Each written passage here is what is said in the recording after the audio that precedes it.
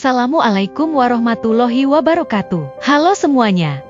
Pada kesempatan kali ini, saya akan memaparkan materi sebagai bagian dari tugas mata kuliah Perkoperasian dan UMKM di bawah bimbingan langsung oleh Ibu Musdalifah MA. Izinkan saya memperkenalkan diri, saya Nursabila Fitria, mahasiswa dari Prodi Pendidikan Ekonomi di Universitas Indraprasta PGRI. Pada kesempatan kali ini, saya akan membawakan materi yang berjudul Manajemen Keuangan dan Permodalan Koperasi. Topik ini sangat penting dalam memastikan koperasi dapat berjalan dan berkembang secara berkelanjutan.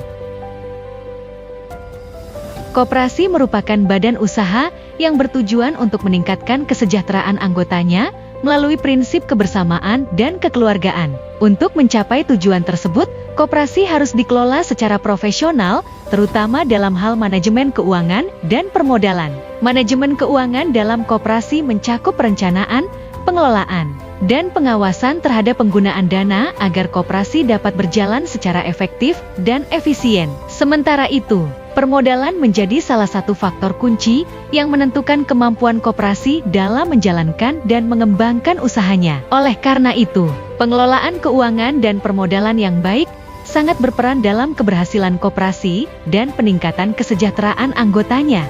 Berdasarkan hal tersebut, maka dalam video ini, saya akan membahas lebih lanjut mengenai bagaimana koperasi mengelola keuangannya secara menyeluruh, mulai dari pencarian sumber dana, pengalokasian dana, hingga prinsip-prinsip ekonomi yang digunakan dalam pengambilan keputusan keuangan. Selain itu, kita juga akan membahas struktur permodalan koperasi, baik yang berasal dari dalam maupun luar koperasi, serta bagaimana koperasi memupuk dan mengelola modal tersebut agar dapat mendukung kegiatan usaha secara berkelanjutan. Dengan pemahaman yang baik terhadap manajemen keuangan dan permodalan, koperasi diharapkan mampu menjalankan fungsinya sebagai lembaga ekonomi rakyat yang mandiri, kuat, dan berorientasi pada kesejahteraan anggota. Ada beberapa hal penting mengenai manajemen keuangan dan permodalan koperasi, di antaranya definisi manajemen keuangan koperasi, fungsi manajemen keuangan, permodalan jantung koperasi, bagaimana koperasi memupuk modal, dan pembagian SHY. Nah, setelah melihat gambaran umum dari materi yang akan dibahas, sekarang mari kita mulai masuk ke bagian pertama, yaitu definisi manajemen keuangan koperasi. Apa itu manajemen keuangan koperasi? Manajemen keuangan koperasi adalah seni dan strategi mengatur uang di koperasi, mulai dari mencari dana, mengelola, hingga menggunakannya seefisien mungkin. Tujuannya adalah untuk meningkatkan kesejahteraan anggota koperasi. Di dalam manajemen koperasi ada 3 unsur utama atau perangkat organisasi koperasi, yaitu rapat anggota, pengurus, dan badan pengawas. Rapat anggota merupakan pemegang kekuasaan tertinggi dalam koperasi, pengurus merupakan pemegang amanah hasil rapat anggota, dan badan pengawas sebagai pihak yang mengawasi pengurus dalam menjalankan amanah rapat anggota. Dari ketiga unsur manajemen koperasi ini, pengurus merupakan unsur yang paling memegang peranan. Oleh karena itu, pengurus haruslah mereka yang memiliki kemampuan dan komitmen tinggi dalam memajukan koperasi. Selanjutnya yaitu fungsi manajemen keuangan. Yang pertama yaitu perencanaan, merancang keuangan koperasi, pengorganisasian, mengatur struktur keuangan, pelaksanaan, menjalankan rencana keuangan, pengendalian, mengawasi agar sesuai tujuan.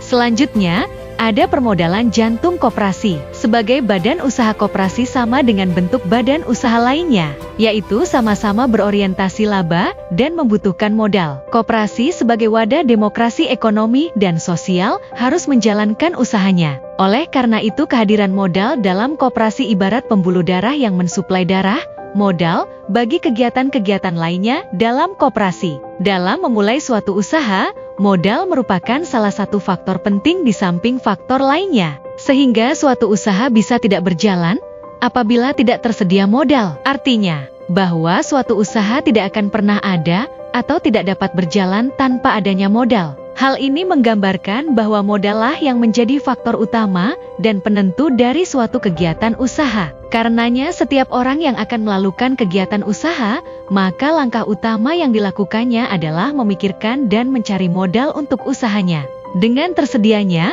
modal, maka usaha akan berjalan lancar, sehingga akan mengembangkan modal itu sendiri melalui suatu proses kegiatan usaha. Modal yang digunakan dapat merupakan modal sendiri seluruhnya, atau merupakan kombinasi antara modal sendiri dengan modal pinjaman. Kumpulan berbagai sumber modal akan membentuk suatu kekuatan modal yang ditanamkan guna menjalankan usaha. Modal yang dimiliki tersebut jika dikelola secara optimal, maka akan meningkatkan volume penjualan.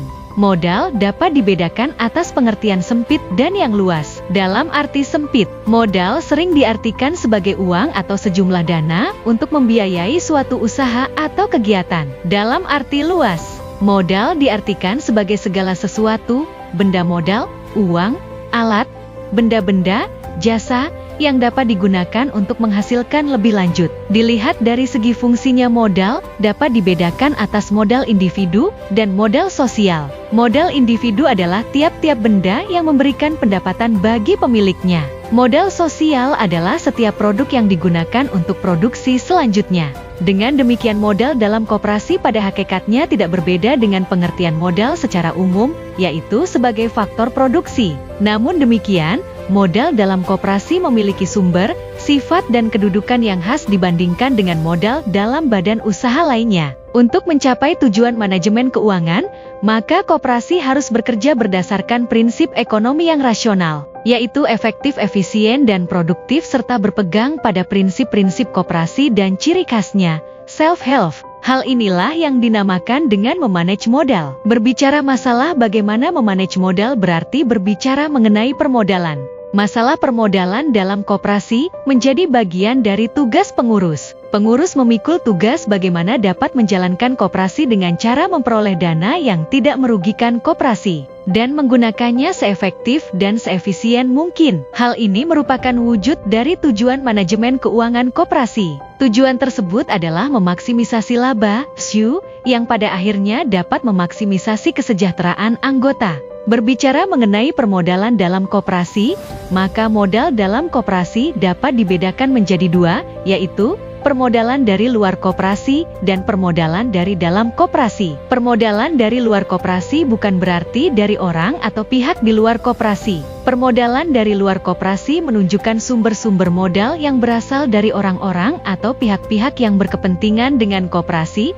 baik sebagai anggota koperasi maupun bukan anggota seperti pihak perbankan atau pemerintah. Permodalan dari luar koperasi dapat dibedakan atas permodalan sendiri dan permodalan asing. Permodalan sendiri menunjukkan sumber modal yang merupakan atau menjadi kekayaan sendiri koperasi. Dengan kata lain, modal yang berasal dari sumber manapun, anggota atau non-anggota, apabila sifatnya menjadi harta kekayaan koperasi, maka disebut dengan permodalan sendiri. Sedangkan permodalan asing menunjukkan sumber modal yang menjadi kewajiban atau bersifat hutang bagi koperasi.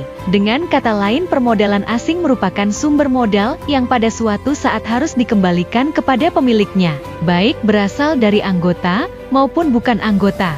Sedangkan permodalan dari dalam koperasi menunjukkan sumber-sumber modal yang berasal dari kemampuan atau kekuatan koperasi dalam membentuk modal, yaitu dari hasil kegiatan usaha yang telah dijalankannya. Semakin berhasil koperasi memperoleh laba yang besar, maka koperasi akan dapat membentuk modal yang besar pula. Sebaliknya, apabila dari kegiatan usaha yang dijalankan tidak memperoleh hasil laba, maka pembentukan modal pun menjadi rendah dan terhambat. Ada dua jenis permodalan dari dalam koperasi, yaitu permodalan intern dan permodalan intensif. Permodalan intern adalah permodalan yang dibentuk dari keuntungan yang diperoleh koperasi selama menjalankan usahanya, baik dalam bentuk dana cadangan maupun jumlah SHU itu sendiri. Sedangkan permodalan intensif merupakan permodalan yang berasal dari dana-dana penyusutan atau penghapusan aktiva tetap. Akumulasi dana penyusutan aktiva tetap yang belum dipergunakan untuk membeli aktiva yang akan digantikan. Untuk sementara dapat digunakan koperasi sebagai modal usaha, sampai saatnya akan digunakan untuk membeli aktiva yang akan diganti.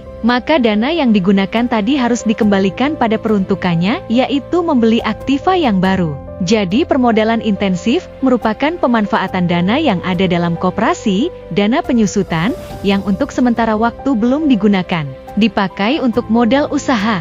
Modal dapat dilihat dari berbagai aspek, Sehingga dalam manajemen keuangan dan akuntansi dikenal berbagai macam modal. Apabila ditinjau dari laporan keuangan dalam bentuk neraca, maka akan dijumpai dua kelompok modal, yaitu modal aktif dan modal pasif.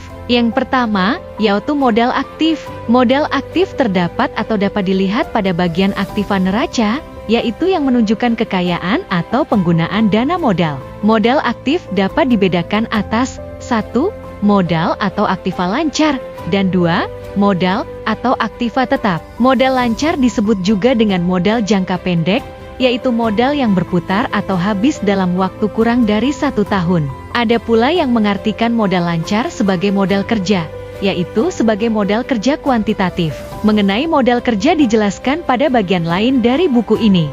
Sedangkan modal tetap adalah kelompok modal atau kekayaan yang bersifat tahan lama. Apabila diukur dengan waktu, maka masa perputarannya adalah lebih dari 1 tahun. Modal tetap dapat dibedakan atas A.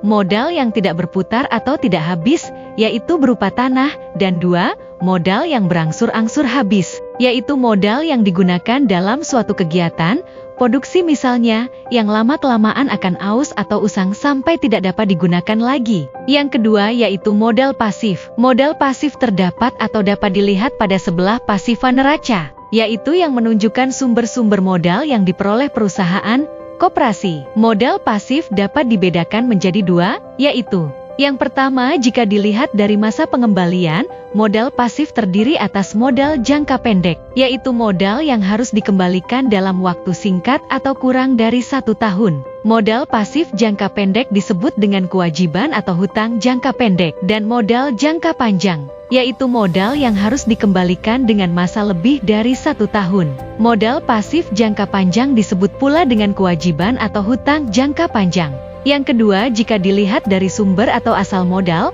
modal pasif terdiri dari atas modal pinjaman atau modal asing, yaitu modal yang menjadi kewajiban perusahaan, koperasi, untuk mengembalikannya apabila telah jatuh tempo. Dengan kata lain, modal asing adalah setiap modal yang sifatnya sama dengan hutang, dan modal sendiri atau ekuitas, yaitu modal yang menjadi harta atau kekayaan perusahaan, koperasi, dan menanggung resiko. Dengan kata lain, modal sendiri adalah modal yang sebagiannya menjadi harta perusahaan, koperasi, dan sebagian lagi merupakan modal yang harus dikembalikan kepada pemiliknya apabila perusahaan, koperasi, tersebut berakhir bubar.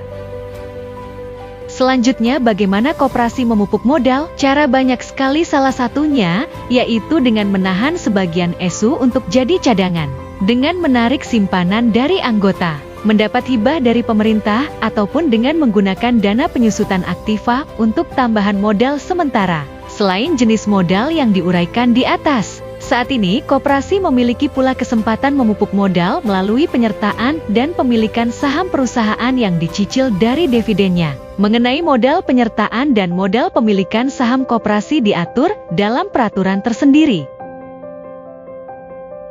Yang terakhir yaitu ada pembagian ESU, sisa hasil usaha. Bagi koperasi sebenarnya kebijakan pembagian ESU tidak menjadi persoalan serius, karena semuanya diserahkan pada anggota melalui keputusan rapat anggota dengan tetap mengacu pada ADART koperasi dengan menempatkan unsur manusia di atas unsur materi, uang. Lainnya halnya dengan badan usaha non-koperasi yang menempatkan unsur materi di atas segalanya. Identitas ganda anggota, dual identity, salah satunya adalah menggambarkan secara jelas bahwa anggota adalah sebagai pemilik koperasi. Oleh karena itu, sisa hasil usaha yang diperoleh koperasi, apabila untung, maka keuntungan labanya juga merupakan milik anggota. Sebaliknya, apabila SU tersebut adalah rugi, maka kerugiannya menjadi kewajiban atau ditanggung oleh anggota. Suatu kebiasaan dalam koperasi, bahwa sisa hasil usaha yang diperoleh dalam tahun berjalan dibagi sesuai dengan ketentuan anggaran dasar atau anggaran rumah tangga. Keharusan pembagian sisa hasil usaha tersebut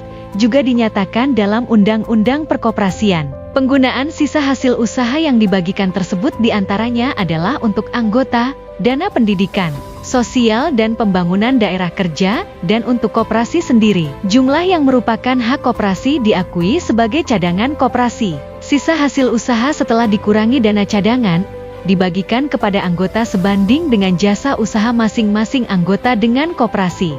serta digunakan untuk keperluan pendidikan perkoperasian dan keperluan lain koperasi sesuai dengan rapat anggota. Dengan demikian pembagian sisa hasil usaha antara koperasi yang satu dengan koperasi yang lain belum tentu sama. Semua sangat tergantung pada kesepakatan dalam rapat anggota serta ketentuan anggaran dasar, ADI, anggaran rumah tangga, ART, koperasi masing-masing. Yang sama adalah pada setiap alokasi SU pada koperasi manapun, sebelum dibagikan ke anggota terlebih dahulu harus dikurangi cadangan. Artinya cadangan yang merupakan potensi dalam pemupukan modal koperasi harus mendapat prioritas utama.